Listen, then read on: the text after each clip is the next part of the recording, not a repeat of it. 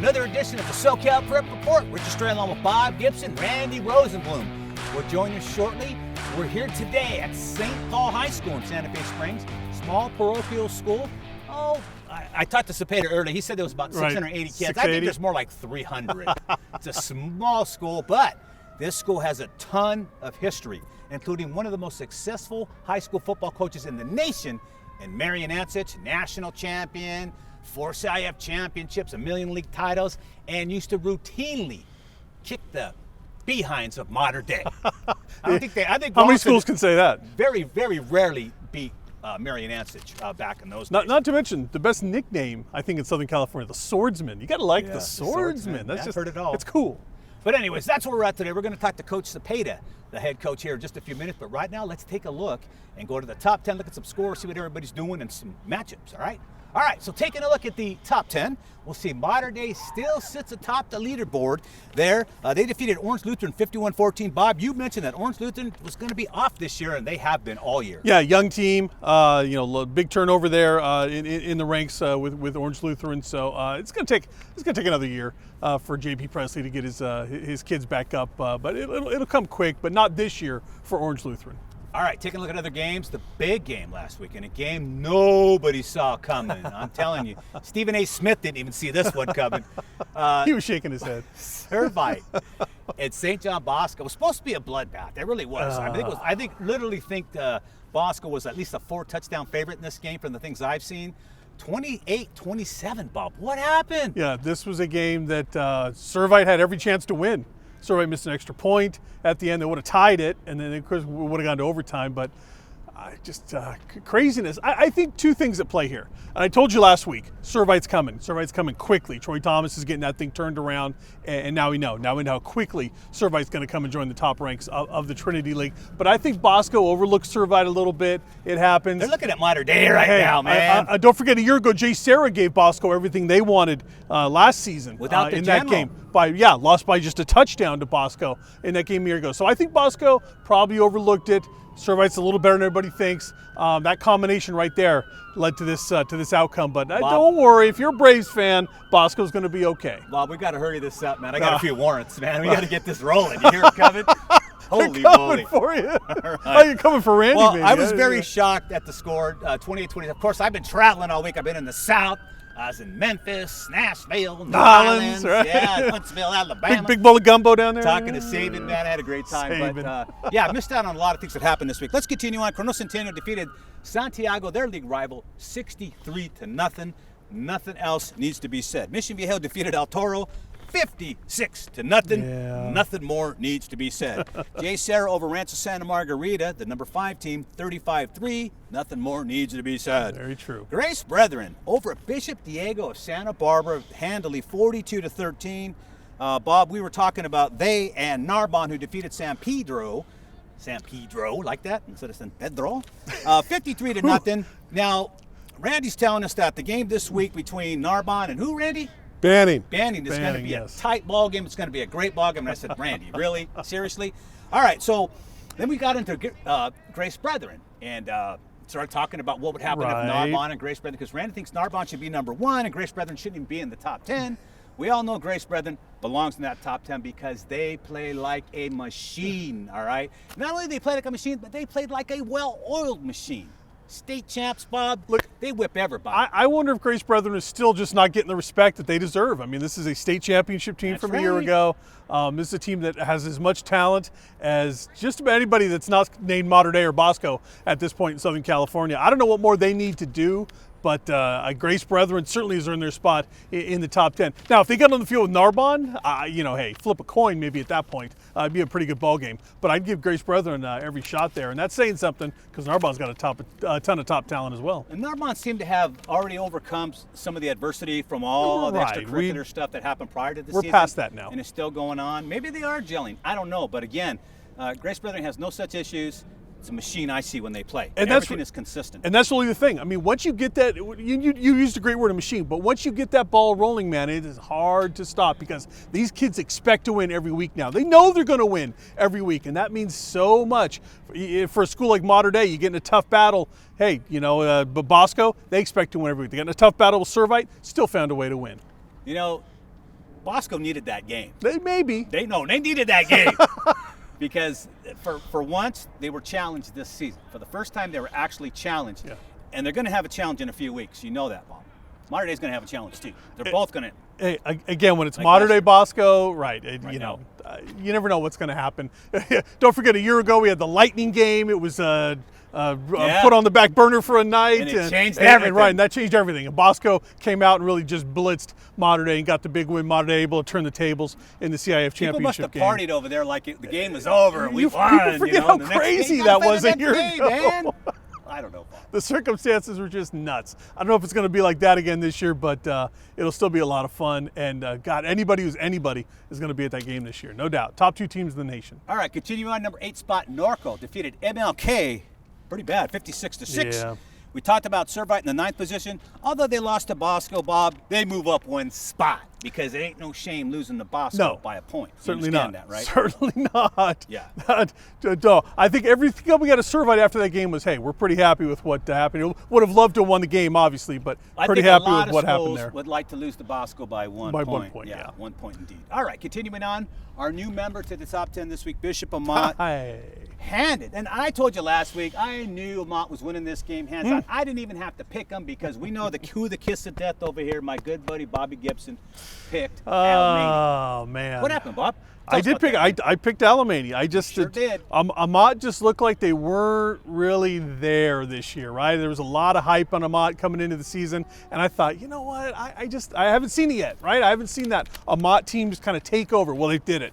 They finally did it. Showed me that they are the top team in certainly the San Gabriel Valley, no doubt about that. And boy, a team that's going to have to be reckoned with the rest of the way. I think they're on their way to a league championship, no doubt about that. And finally, a team now. We're talking about a machine. They've got their machine rolling on all cylinders now, and that's a big thing for Bishop Amat. All right, a lot of things happened this week in the Mission League. All right, so let's talk about the Mission League. It's ridiculous right now, Bob. It really is. The top 3 teams are now the bottom 3 teams, and the bottom 3 teams are now the top 3 teams. How does that work? I don't know, but it's working right now. Because they're stomping all over each other. Let's start with Loyola beating Serra last week. They beat Serra. What do we want me to tell you? What's the final score, Bob? 24-7? Right. That wasn't a close game. I don't know how Loyola won that game because we were just talking about Loyola. Since Grady left that coach in that Loyola, they've gone in the toilet. They used to be feared. Back in the day, Loyola was feared. Loyola has not been a very good football program in recent years. No doubt about that. And Sarah, we were talking about, hey, look at Sarah, man. Sarah's coming up. Sarah's back again. Altenburg's got the Cavaliers rolling again. And then, boom, they just hit a brick wall against Loyola. So Chaminade beats Notre Dame. And I'm going to say good things about Chaminade this week because my boy, I think his name was Paul. I ran into a guy at the airport, came up and said, hey, I like your show, you know. And it's like, oh, my God. I thought I had my Groucho Marx glasses on. I wouldn't be recognized. But the guy was saying, but you guys don't like Chaminade. I said, that's not true. It's only Randy that doesn't like Chaminade. He says, I know. He says, we're down this year. So it was all right. But it's nice having fans at the airport. Right. Holy moly. But anyways, so Chaminade beats Notre Dame. And, of course, now Notre Dame, Alamany, and Serra are all the cellar dwellers. They're all 0-1 in league. Right. And you have Bishop Amat, who's 5-1, who deserves to be at the top of the pack. But then you have Chaminade and Loyola, who are 1-0 in league and like 3-3. They're 500 teams.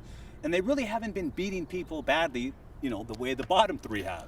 We have no idea how this league's going to turn out. I think Amat's going to win it. I think so. Safely putting that, but the rest of the way, I can't tell you because I think these teams are just going to beat up on each other the rest of the way in this league. I think it's going to be crazy. It's going to be a lot of fun to watch, that's for sure. Bobby Gibson may be the kiss of death when it comes to picking games head-to-head. But when it comes to picking league champs, he's pretty much right on because he normally picks the front runner, and they usually do win. So it's like saying Mater Dei's going to win. Did I pick Mater Dei last year? I think you did. All right, let's take a look at No Love Club and see what's happening with those guys. And let's take a look. Corona Del Mar retaining the top position of the No Love Clubbers, 49-6 over Huntington Beach, followed by Cypress, who defeated Kennedy, 49-21. Look at that, 49 lead, Bob. I know. Not bad. Culver City defeated Santa Monica, 47-7. They remain in 3rd place. Catella, flexing. They want to move up up the ladder a little bit here on our No Love Club top 10. They defeated Century, 78-0. Bob. Whew. That's a lot of points. That is a lot of points, no matter who you are. Western continue on their winning ways, defeating Garden Grove 35-0. Paramount defeats Linwood 68-0. Look at all the shutouts, Bob, and they're all big shutouts. 78-35-0, 68-0.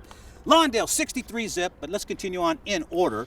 Paramount 68-0 over Linwood. Number 7 Sunny Hills beats Sonora 45-7. I don't think that's ever happened in the history of Sunny Hills Sonora, Bob. Ever. I would agree. Sonora's been a great program for years Sunny over Hills there, is right? not a football Sunny school. Hills is not. We've Last talked 3 about years, though. that is a basketball school, not a football school. Yeah. Right now they are, though. They're good at tennis too, Bob. Are they? Yeah, absolutely. All right. All right, continuing on, let's look at the rest of the top 10. We have Glendora defeating Bonita. These guys are like crosstown rivals, 28-13. That was a great game. Lawndale, as we mentioned, over Beverly Hills, 63-0. And it was Northview losing to San Dimas, Bob. Can I throw a team out there real quick? Go ahead. Foothill in Orange County, 6-0. Deserves a little love. They're not getting any love. 6-0 right now for Foothill. Got to give a little shout out there to Doug Case and the Knights. I just hope Foothill. that's not the kiss of death for No. them, Bob. They're going to No. lose this week. No. It's a good. Foothill's been a good program in the past. Foothill's put some right. players in college and the pros even. So that's good. That's a good program at Foothill. All right, let's head out to the high desert. Let's talk to Carlos Peña. Boom. Go, Carlos. Carlos. Hey guys, thanks for that lovely introduction. It's nice and warm today, Saturday afternoon. I'm Carlos Peña. Welcome to SoCal Prep Report. Behind me, Excelsior. Let's go straight to the action. Check it out.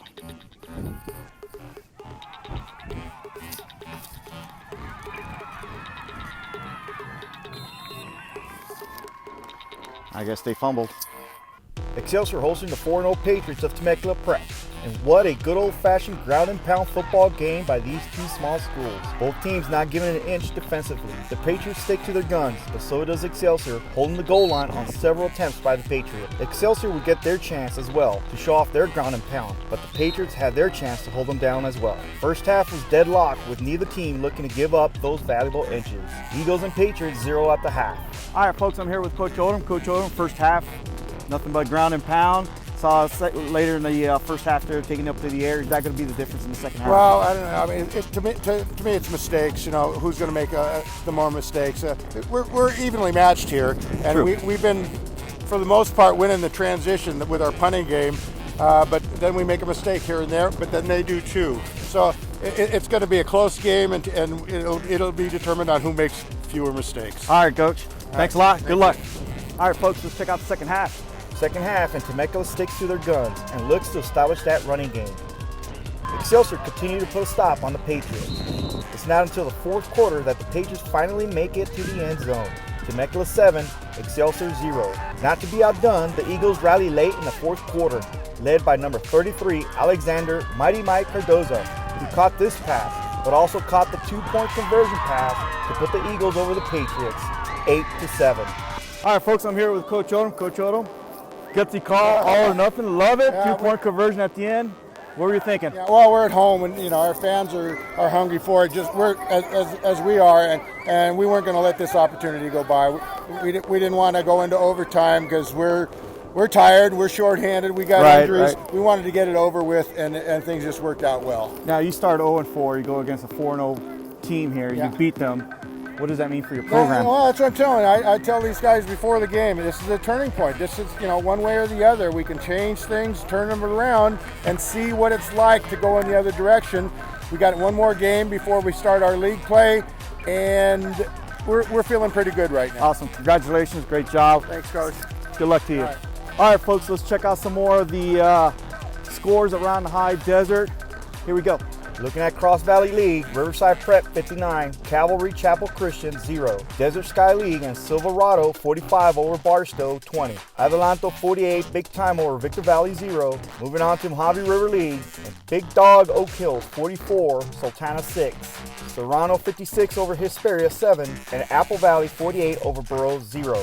Next week, the High Desert has the game of the year. Both undefeated heavy hitters, Apple Valley and Serrano, both 6-0, face off. And finally, the Golden League. Highland 58 over Antelope Valley 0, Knight 46, Lancaster 2, and Palmdale 41 over Little Rock 0. And finally, Court Hills 63, East Side 0. Folks, that's all from the High Desert. Back. All right, thank you, Carlos, for that report. Hey, let's throw it over to Rich Stray, who's standing by with Coach Cepeda. They're going to talk about this great season that the St. Paul Swordsmen are having. All right, we're talking with head coach Rick Cepeda here at St. Paul High School. And first of all, Rick, nice to see you again, man. Yeah, you too. It's Go been a back while. to the old days on TV. Rick was a great ball player here at St. Paul back in the day. and now you're coaching. Now, Coach, bring us up to snuff on your team. You guys are doing really well right now. You're what, 6-1 right now, and just tearing it up. Yeah, you know, I was really excited about these guys coming back off a big year last year. We went 9-1 in the preseason and regular season. We ended up losing the semis. So we had a lot of kids coming back. So in January, we all kind of looked at each other and said, you know, we can make this happen again if you want to. Make it go. It's just a decision. So the guys worked hard in the off season, and it's paying off now. And we have a blessing of having size and speed for the first time in a while. And so it's working out for us so far, but we got a little ways to go. I saw one of your offensive tackles, and I'm not sure if he was a student here or he's a kid in college just visiting his alma mater. But this guy was about 6'4", maybe going about 3 1/4, and I'm being a little, I'm kind of dummying it down a little bit. You got some big boys out here. I'm not even going to joke about that. Yeah, this era, the boys are getting bigger and bigger. It's everywhere. But yeah, like I said, we're blessed to have some of these kids here, and they work hard. And nobody gets anything free here. Everyone has to work for what they deserve, and the offensive line has been the staple behind our success. And the defensive line, again, we've been blessed to where we have guys just playing one way. So that's big in 4 quarters of football. Now, you guys have had some time. It's your bye week this week. So what do you do in a bye week? I mean, what are you really getting ready for? Are you just kind of keeping their frame of mind in football? Are you really going into the X's and O's on your next opponent? Because it's league and every game is important now. The difficult thing is that you're used to preparing for an opponent or an enemy every week, and all of a sudden it stops. But at the same time you got to make sure that we don't turn on each other because there's so much time on our hands, Oh, yeah. So you keep them busy, but we keep it light. I really over the years have invested myself in the less is more sometimes, so the boys need rest. Addition by subtraction is what they call it. That's all. So we're going to evaluate ourselves. We're going to look at the details and how we can get better to make a good run into the playoffs and finish up and win the league. And spend some quality time and enjoy one another when there's no pressure off. So that's kind of what we got going. Well, what's it like coming back to your alma mater, and not only coming back here, but you're one guy removed, actually a half a season removed from replacing Marion Ansich. For those of you out there who don't know Marion Ansich, and if you don't, I understand a lot of young people out there, Marion Ansich pretty much is the godfather of football here in Southern California. Matter of fact, the state. When he retired the first time, he was the state's winningest coach of all time. Yeah. Well, De La Salle took him over after Marion retired. So anyways, it's quite a thing to replace a guy like that, Rick. I mean, he's national championships, CIF championships in every decade he ever coached here at St. Paul. So it's big shoes to fill. Yeah, there's no doubt. And I was blessed. I was lucky enough to coach with Coach for 10 years. So I got to really, he was a great mentor for me, and there's a lot of things that we did here that have become a formula and a staple. And so I had a foundation already coming back, Old school foundation. That's all. And the old school basically means we're feeding the kids vegetables instead of sugar, Right. You got to do the right things in class. You got to work hard after school, and you got to be team oriented here. Those things I think are values that don't ever change, no matter what the area is. And so, like I said, I was lucky. I've been in the meetings. I still have old notes from sitting in the meetings and writing every word that he was saying. I was a young coach. I was a freshman coach at the time, and he gave me a chance to be a DB coach on the freshman level. And I haven't stopped. It's been 24 years later, but everything I've learned from him, I just kept going every year. Marion had simple rules for All-Stars, and we still take his rules and give them out to all the coaches that coach the games. 8 simple rules he gave to the players, and it's everything about class. Everything was about class. And, you want respect, you earn it, and you earn it by your actions. We do our best to be organized, and everybody counts here. I don't care if you're 5'2" or 6'4", we need to get something out of you. So, Rick, you still the smallest school in your league? Yes, we are in our division. Tiny school, yeah. Yes. So it's a prideful thing for us to line up with 680 kids, whatever we have, versus 3,000 student body from a public school, what have you. But, there's some details in that. There's some little tiny things that have to happen in your program to be able to do that. And that's all I'm sticking to. There's no way I walked in here and saying I'm going to replace Marion Ansich. No. But I would say this. I needed to meet an expectation of the school and our alumni and everybody else. That will never change, because the history is too thick here. Yep. And we're proud of our history. And so that helps me as alumni to really know that and to share that with the players and to my coaches that don't know about everything that went on here. But again, it's just a high expectation that I enjoy that pressure. Yep. So. And it's just like Alabama here, man. You gotta win. If you don't win, you're out, right, Rick? That's pretty much how it goes. Yeah. Listen, Coach, enjoy your bye week, man. Good luck next week when Thanks you for coming. got to get back in the league and continued success, man. Hopefully we'll see you in the finals. Absolutely, I appreciate that. Rick Cepeda, everybody. Coach Cepeda. Thank you, guys. All right, now we're going to look at the nation's top 10. Let's get into it now. At the top, it looks a lot like our top 10. We have Mater Dei number 1. Again, they defeated Odum 51-14, and Bosco squeaked by Servite 28-27. A lot of the posters in different areas nationally did not like the fact that Servite took Bosco to the edge, Bob. I was going to say, is that going to cost Bosco in the national polls? No, it shouldn't cost them anything. A win's a win. I don't think so either, because I think that win, look, Servite's the type of team that could beat Servite could play a lot of these schools that are here in the rest of this top 10 and probably beat them. That's how good the Trinity League is. So, I'm not worried about that close game. That does nothing to diminish what I think of Bosco this year. All right, St. Louis of Hawaii, of course, is now in Hawaiian League, and they're just dominating. They won 41-7 over Farrington this last week. St. Thomas Aquinas of Florida defeated Mandarin 56-28. These are all league games now. St. Francis Academy of Maryland, number 5, defeated Venice. This is the team, of course, Mater Dei. Right. By 30. Duncanville beat Skyline 61-0. Duncanville plays absolutely nobody all year long. I don't know how they get into these top 10s. If you can't leave your state or you can't play the top team in your state, you cannot then be who put considered. Them in our top 10? Let's get rid of them. No, listen. Going to throw them in there because that's what they want. They will stumble at some point. They'll never be number 1. Got to play somebody. I don't care if Bosco or Mater Dei loses a game to each other. Duncanville couldn't beat either of these schools, so they're just there because somebody's got to be there. Gonzaga from D.C. Defeated Leesburg 41-6. It was Lakeland, Florida, defeating Centennial. Not of Compton, not of Corona, not of Tijuana, but they beat Centennial of Florida, Bob. Not even of LA, huh? One of your rivals, Centennial, Florida. Continue on, Lakeland number 8. Lakeland's the one that beat Florida, Bob. I'm sorry about that. Concord de La Salle defeated Monte Vista 49-14. Didn't they close Monte Vista? Oh, that's in Whittier. I'm sorry. Yeah, that's the wrong one. I'm sorry. Yeah, right. They defeated Monte Vista 49-14. And, of course, St. Joseph Regional of New Jersey defeated Paramus Catholic, Bob. What does that mean when you're regional? Does that mean there's like a complete county? Sounds like a hospital. Like a county? Yeah, like there's a whole county in New Jersey where you take all the kids from? I don't know, Bob. You know, back in the South, there's no counties. It's parishes. Yeah, I don't know. Unless it's Macon that's County true, when you get to the east side by Georgia. Then you got trouble. You got different stuff going on there. You got trouble going on. Anyways, that's our top 10. Bob, let's not even talk about the setups right now. There's too many good games this week. There's a lot of good games. After, we'll talk about okay. it. Good enough. All right, let's go to Randy Rosenblum. Now, Randy's standing by. We're going to talk about some city section stuff. Randy, what's going on, man? Blowouts. We had them too. Everything was a blowout. Everywhere. How about this? In this city, we had 12 games, 35 plus, over 35 in the victory column. 2 more between 30 and 35. Wow. So 14 games, over 30 points, the difference. Disparity in the city, dominance for the upper echelon schools. That's the biggest story. Not good. No, it isn't good, and it's tough to watch, especially when you get into a league like this. You have teams that are in higher division playing lower division teams, and they're just blowing them out. Yeah, it's not good. Not good for anybody. But it does bring me to my top 10, and Narbonne is still ranked number 1. They defeated number 2 San Pedro 53-0 at San Pedro.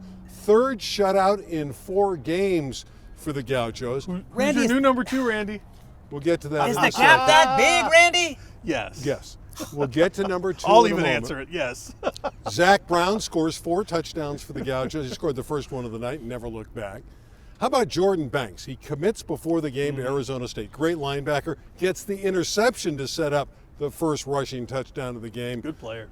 For the Gauchos and for Brown. And again, 53-0. Again, 3 shutouts in 4 games, 6-1 on the year. They get a bye this week. Number 2, we make Bob happy. The San Fernando Tigers, 21-13 over Canoga Park.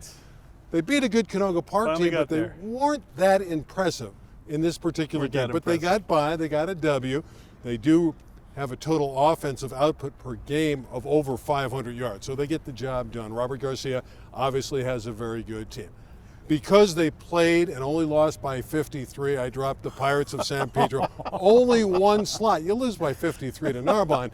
That's not bad. That's a right? moral victory, huh, Yeah, Randy? I guess. So I have the Pirates at number 3. Josh Ward, their star running back linebacker. He commits to UC Davis. A great get for the Aggies.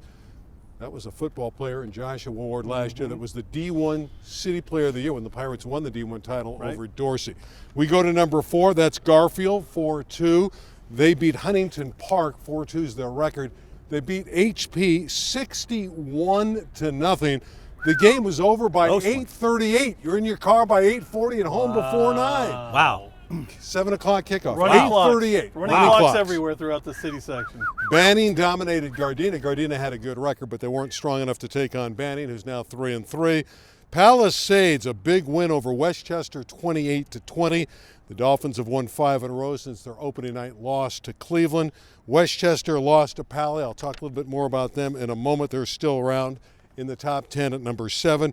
Crenshaw, after scoring 79 points, 79-9 over View Park. I moved them to 8. Birmingham goes to number 9. They shut out El Camino Real 36-0. The Patriots have 3 new players, a couple good DBs, Jeremiah Cox, Alonzo Regalado, and wide receiver Tyler Smith. You know, it's after the sit-out period, so those 3 players are now 1-0. So it's a different Patriot team. They think they're pretty good. Number 10, I have a tie between Franklin and Fairfax. They're both 5-1, but Franklin beat Fairfax, so really Franklin should be number 10, right? 3 terrific games this week. San Pedro and Banning. This one will That's be your game a of the nail week. biter. That's your game of the It's week. going to go down to the wire at Banning. Could go either way. That's a hard game to pick. Even the computer couldn't separate them. I think the computer had it as a 1-point game. Wow. Fairfax at Westchester. Westchester looks to bounce back after their loss to Pali. Fairfax is very good. I like the Comets at home. I think they'll win the football game. And Venice and Palisades. Venice has the great quarterback in Luca Diamant. Palisades has the great defense. Pali's playing at home. That's another terrific game. Can Luca Diamant's offense score enough points to win the contest? A couple other notes. The Lincoln Tigers are 6-0.